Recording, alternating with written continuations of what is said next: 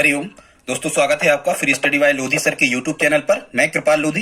दोस्तों, आज हम आपको लेकर के आए हैं साइंस या पर्यावरण का बहुत ही इंपॉर्टेंट टॉपिक, जिसका नाम है ऊर्जा तथा ऊर्जा के प्रकार। और आज हम आपको बताने वाले हैं ऊर्जा के नवीनीकृत और अनवीनीकृत स्रोतों के बारे में और ऊर्जा के परंपरागत और गैर परंपरागत स्रोतों के बारे में। दोस्तों, आप किसी भी प्रकार की कॉम्पिटिटिव एग्जाम की तैयारी यदि कर रहे हैं तो यहाँ से निश्चित रूप से एक प्रश्न आना ही होता है। यदि आप इस वीडियो में हमारे साथ अंत तक बने रहते हैं तो निश्चित रूप से आपसे यहाँ से आने वाले सभी प्रश्न बिल्कुल आसानी से बन पा रहे होंगे। दोस्तों, एक अपील है, यदि आप हमारे चैनल पर पहली बार आए हैं तो प्लीज हमारे चैनल को सब्सक्राइब कर लें, साथ में बेल आइकन पर क्लिक करें ताकि सबसे पहले नोटिफिकेशन आपको मिलता रहे। दोस्तों, हम इसी प्रकार के इंपॉर्टेंट वीडियो आपके लिए लाते रहते हैं। आप हमारी प्लेलिस्ट में जाकर के मैथ्स, रीजनिंग, जीके, साइंस, शिक्षक भर्ती परीक्षा रिलेटेड वीडियोस को देख सकते हैं। तो दोस्तों, बगैर देर किए आइए प्रारंभ करते हैं आज का टॉपिक, साइंस पर्यावरण में ऊर्जा के प्रकार। दोस्तों, यहां तक यदि आपने वीडियो देखा तो प्लीज आप लाइक तो कर ही दें। सबसे पहले समझते हैं स्टूडेंट्स, हाँ एक चीज और आप समझ लें, ये जो अभी किसी भी राज्य का यदि टेट एग्जाम होता है, टीचर्स एलिजिबिलिटी टेस्ट होता है, मतलब शिक्षक भर्ती परीक्षाएं यदि होती हैं तो उसमें ये पर्यावरण का बहुत ही इंपॉर्टेंट टॉपिक है।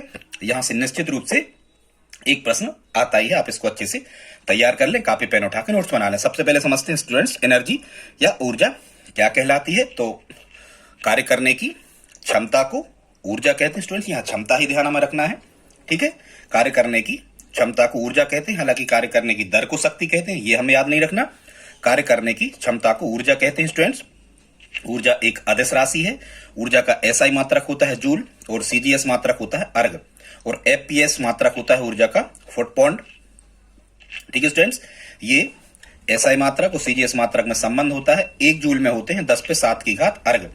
अब देखते हैं स्टूडेंट्स की जो ऊर्जा है ये कितने प्रकार की होती है। सामान्यतः ऊर्जा 3 प्रकार की होती है, स्थितिज ऊर्जा, गतिज ऊर्जा और यांत्रिक ऊर्जा, ठीक है। किसी वस्तु की स्थिति के कारण उत्पन्न ऊर्जा को स्थितिज ऊर्जा कहते हैं, ठीक है। जैसे स्थितिज ऊर्जा बांधों में भरे हुए पानी में, स्थिर पानी में स्थितिज ऊर्जा पाई जाती है, ठीक है। फिर हम देखते हैं गतिज ऊर्जा, किसी वस्तु की गति के कारण उत्पन्न ऊर्जा को गतिज ऊर्जा कहते हैं। जैसे बंदूक से निकली हुई गोली में गतिज ऊर्जा होती है, बहती हुई पानी में गतिज ऊर्जा होती है, ठीक है स्टूडेंट्स। इसके बाद है तीसरा यांत्रिक ऊर्जा। तो स्थितिज ऊर्जा और गतिज ऊर्जा के योग को क्या कहा जाता है, यांत्रिक ऊर्जा कहा जाता है।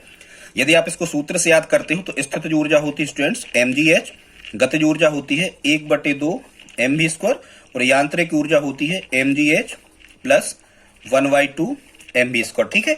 यांत्रिक ऊर्जा क्या कहलाती है स्टूडेंट्स, यांत्रिक ऊर्जा कहलाती है स्थितिज ऊर्जा और गतिज ऊर्जा का योग। ये m किसी वस्तु का द्रव्यमान है, g गुरुत्वीय त्वरण और h पृथ्वी सतह से उस वस्तु की ऊंचाई है। यहाँ m द्रव्यमान है और v क्या है, उस वस्तु का वेग जो गतिशील है, ठीक है। आई होप आप समझ गए होंगे, ठीक है स्टूडेंट्स। अब हम देखते हैं जो बहुत ही इंपॉर्टेंट टॉपिक है, जिसी के माध्यम से हमने ये वीडियोस को प्रारंभ किया था, ये आपको बिल्कुल याद कर लेना है।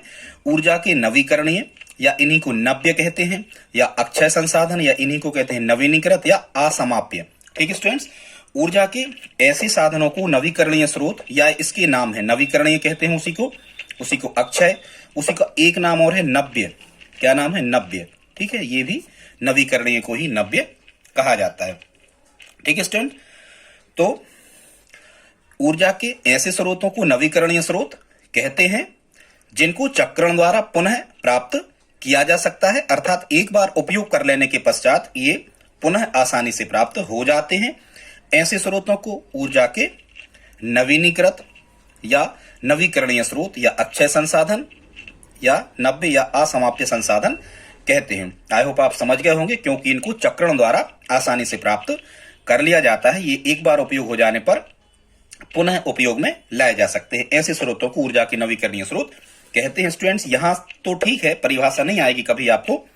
यहां से प्रश्न कैसा आता है, प्रश्न ऐसा आता है कि आपको एग्जाम्पल दिए होते हैं, उदाहरण दिए होते हैं, और आपको वहां से छांटना होता है, ढूंढना होता है कि ये नवीकरणीय है या अनवीकरणीय है, या परंपरागत है या गैर परंपरागत है, ठीक है।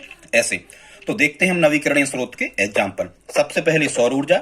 सौर ऊर्जा, सूर्य जो है स्टूडेंट्स, ये पृथ्वी पर ऊर्जा का सबसे बड़ा स्रोत है। सभी जीवधारी, सभी प्राणी, चाहे वृक्ष हो, पादप हो, चाहे जीव हो, प्रत्यक्ष अप्रत्यक्ष रूप से ऊर्जा सूर्य से ही प्राप्त करते हैं।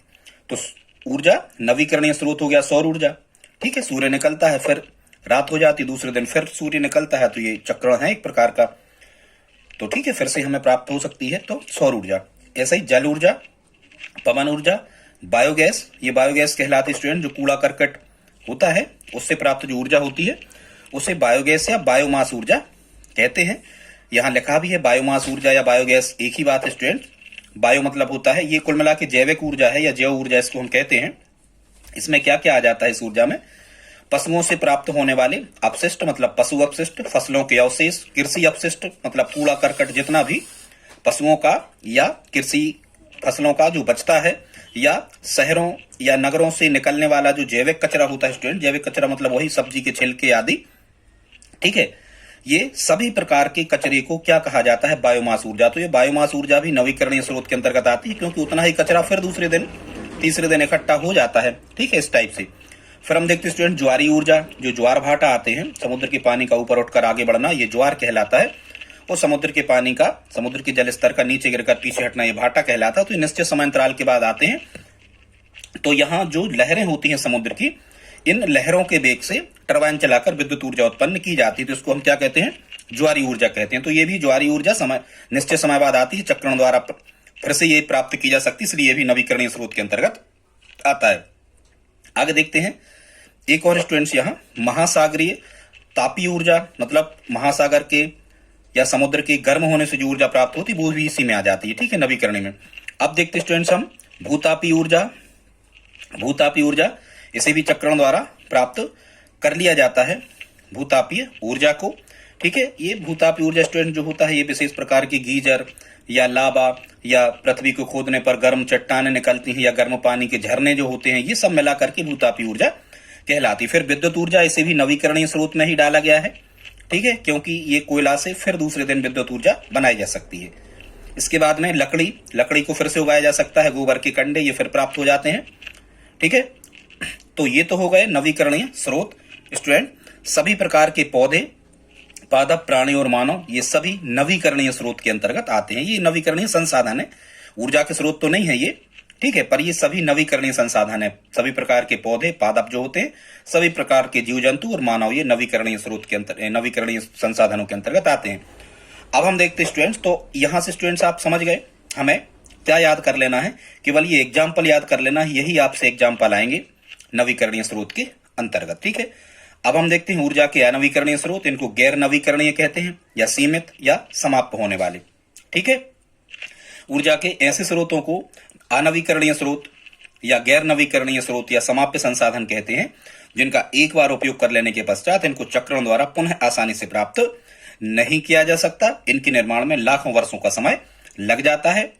ऐसे स्रोतों को ऊर्जा के अनवीकरणीय स्रोत कहते हैं। आई होप आप समझ गए होंगे, जिनको पुनः प्राप्त नहीं किया जा सकता, एक बार उपयोग कर लेने के पश्चात इनके चक्रण में लाखों वर्षों का समय लग जाता है, इनके बनने में लाखों वर्षों का समय लगता है। ऐसे स्रोतों को ऊर्जा के अनवीकरणीय स्रोत कहते हैं, ठीक है। मुख्य तो है, आपको बता दें, कोयला और पेट्रोलियम, वह प्राकृतिक गैस, ये वही है एलपीजी, ठीक है।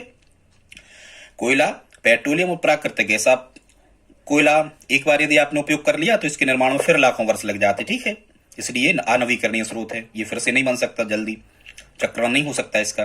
पेट्रोलियम स्टूडेंट्स, एक चीज और ध्यान रखना, पेट्रोलियम से प्राप्त होने वाले सभी उत्पाद, पेट्रोलियम से प्राप्त होने वाले सभी उत्पाद, डीजल, मिट्टी का तेल, कोलतार, मोम, बार्नेस, ये सभी के सभी अनवीकरणीय स्रोतों में आ जाएंगे, ठीक है। कोयला और पेट्रोलियम ये जीवाश्म ईंधन भी कहलाते हैं, ठीक है। तो कोयला 200 वर्षों बाद एक अनुमान लगाया गया, जैसे हम ये 2021 में वीडियो को अपलोड कर रहे हैं, तो लगभग 200 वर्षों बाद कोयला इसी दर से यदि खनन होता रहा तो कोयला समाप्त हो जाएगा।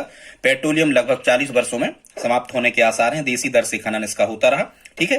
तो कोयला, पेट्रोलियम, प्राकृतिक गैस और जो परमाणविक ऊर्जा है या परमाणु ऊर्जा है स्टूडेंट्स, ये परमाणु ऊर्जा मुख्यतः यूरेनियम से, मतलब यूरेनियम के नाभिकीय विखंडन करके और जो ऊर्जा प्राप्त की जाती है परमाणु भट्टियों में, परमाणु रिएक्टरों में, इसे हम परमाणु ऊर्जा कहते हैं। तो ये परमाणु ऊर्जा भी अनवीकरणीय स्रोत के अंतर्गत है, क्योंकि यूरेनियम और थोरियम यदि एक बार समाप्त हो गए तो इनका भी बहुत जल्दी उत्पादन नहीं किया जा सकता, बहुत जल्दी इनका निर्माण नहीं हो सकता, इसलिए अनवीकरणीय स्रोतों के अंतर्गत आते हैं। अब हम संसाधनों की बात करें तो वन और मृदा भी ये अनवीकरणीय स्रोत के संसाधन में रखे जाते हैं। अब हम देखते हैं स्टूडेंट ऊर्जा संरक्षण का नियम क्या है, तो ध्यान से सुने।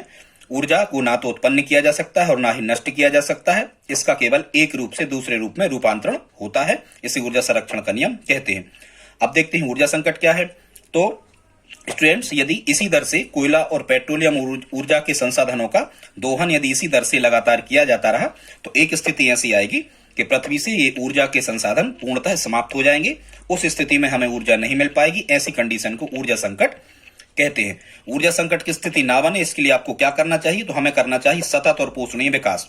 ठीक है, अब इसको समझते हैं स्टूडेंट्स कि ये सतत और पोषणीय विकास क्या है। तो स्टूडेंट्स, विकास इस प्रकार से करें, ठीक है, या संसाधनों का दोहन इस प्रकार से किया जाए ताकि आगे आने वाली हमारी पीढ़ियों को भी ये कोयला और पेट्रोलियम या ऊर्जा के संसाधन आसानी से मिल सके। इस प्रकार की विकास करने को क्या कहते हैं? सतत और पोषणीय विकास। आई होप आप समझ गए होंगे। आगे देखते हैं स्टूडेंट्स। अब ये भी बहुत इंपॉर्टेंट टॉपिक है। कौन सा? ऊर्जा के परंपरागत स्रोत किसे कहते हैं स्टूडेंट? तो ऊर्जा के परंपरागत स्रोत वह स्रोत है जो परंपराओं से चले आ रहे हैं, लेकिन हमारे पूर्वजों को इनका ज्ञान नहीं था। ठीक है, हमारे पूर्वजों को इनका ज्ञान नहीं था। ये स्रोत परंपराओं से चले आ रहे थे। ध्यान रखना, परंपरागत स्रोतों में एक चीज ध्यान रखना, ये समाप्त हो जाने वाले ऊर्जा स्रोत है। मतलब एक समय आने पर ये क्या हो जाएंगे? पृथ्वी तल से समाप्त हो जाएंगे। मतलब ऊर्जा के जो परंपरागत स्रोत होते हैं स्टूडेंट्स, ये एक प्रकार के अनवीकरणीय स्रोत कहलाते हैं। क्या कहलाते हैं? अनवीकरणीय स्रोत। अब हम देखते हैं इनके एग्जाम्पल क्या है। तो सबसे पहले परंपरागत स्रोत में उदाहरणों में आ जाता है कोयला। ठीक है, तापीय विद्युत संयंत्रों में कोयला का उपयोग करके और बिजली बनाई जाती है। जो थर्मल पावर प्लांट होते हैं जहां कोयला को जलाकर वाष्प पैदा करके और उससे टरबाइन चलाया जाता है। ठीक है, तो कोयला, पेट्रोलियम में क्या क्या आ जाता है? ये जीवाश्म ईंधन भी कहलाते हैं कोयला और पेट्रोलियम। इनमें क्या क्या आ जाता है? कोयला, पेट्रोलियम में आ जाता है कच्चा तेल जो होता है, क्रूड ऑयल। पेट्रोलियम स्टूडेंट्स जो होता है ये गहरे गाढ़े भूरे रंग का एक बहुत ही दुर्गंध युक्त द्रव होता है। इसका प्रभाजी आसवन करके और इसी पेट्रोलियम से ऑयल, ग्रीस, मिट्टी का तेल, पेट्रोल, डीजल, ठीक है, मोम, कोलतार आदि चीजों को प्राप्त किया जाता है पेट्रोलियम से। तो आई होप आप समझ गए कि ऊर्जा के परंपरागत स्रोत क्या है? कोयला, पेट्रोलियम, परमाणु ईंधन जैसे यूरेनियम और थोरियम और प्राकृतिक गैस। ये इतने भर आते हैं स्टूडेंट्स परंपरागत स्रोतों में। ठीक है, क्योंकि ये एक बार उपयोग कर लेने के पश्चात समाप्त हो जाते हैं। अब स्टूडेंट्स आगे देखते हैं ऊर्जा की गैर परंपरागत स्रोत। अब हमने कैसे याद किया है आपको हम बताते हैं कि यहां लिखा है गैर। तो जब आप देख रहे हो तो गैर में ये दो मात्राएं लगी हैं और जब आप सौर लिख रहे हो तो ये दो मात्राएं हैं इस प्रकार से। तो गैर में भी यदि मात्राएं हैं और सौर में भी यदि दो मात्राएं हैं तो सौर ऊर्जा को आप सबसे पहले ले लो गैर में। अब समझना, ऊर्जा के यदि आपने सौर ऊर्जा को ले लिया गैर परंपरागत स्रोत में तो ये ऐसे ऊर्जा के स्रोत कहलाते हैं जिनका एक बार उपयोग कर लेने के पश्चात पुनः इनका उपयोग किया जा सकता है। मतलब ये समाप्त होने वाले नहीं है। ठीक है, वो समाप्त होने वाले नहीं है।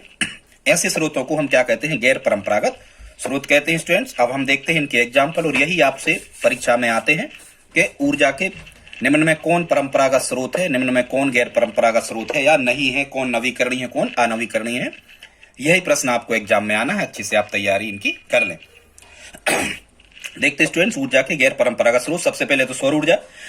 जहां कहीं भी सौर ऊर्जा शब्द लिखा है मतलब सोलर कुकर, सौर सेल पैनल, ठीक है, सौर भट्टियां, कुछ भी ऐसे लेके सौर शब्द लिखा समझ जाना गैर परंपरागत, क्योंकि गैर में दो मात्रा है, सौर में दो। अब यदि हम ये समझ गए स्टूडेंट कि सौर ऊर्जा, तो सौर ऊर्जा से हमने ये तय कर लिया कि ये नवीकरणीय होंगे पूरे। ठीक है, हाँ, तो देखो पवन ऊर्जा ये भी नवीकरणीय स्रोत है।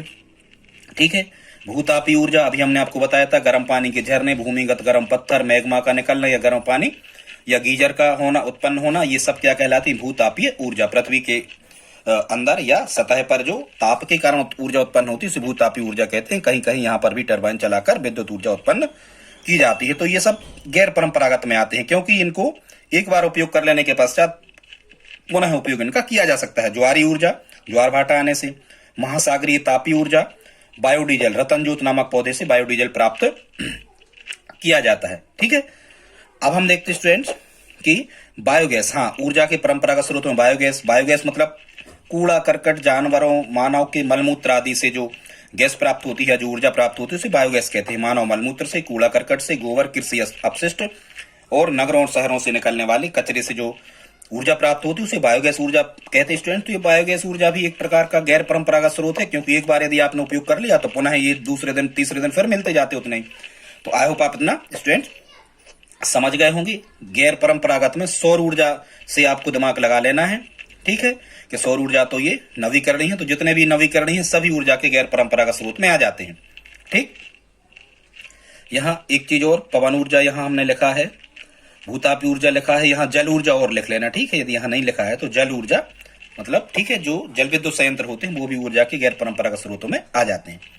अब हम देखते हैं स्टूडेंट, जीवाश्म ईंधन क्या है। तो जीवों के अवशेष से प्राप्त ईंधन को जीवाश्म ईंधन कहते हैं, और मुख्यतः जो जीवाश्म ईंधन है वो दो हैं, कोयला और पेट्रोलियम। अब हम देखते हैं, कभी कभी आपसे पूछा जाता है कि एलपीजी क्या है, लिक्विड पेट्रोलियम गैस या द्रवित पेट्रोलियम गैस। ये स्टूडेंट्स एलपीजी जो है ये एक आदर्श ईंधन है, जो हमारे घरों में गैस सिलेंडर उपयोग होते हैं उनमें यही एलपीजी भरी होती है।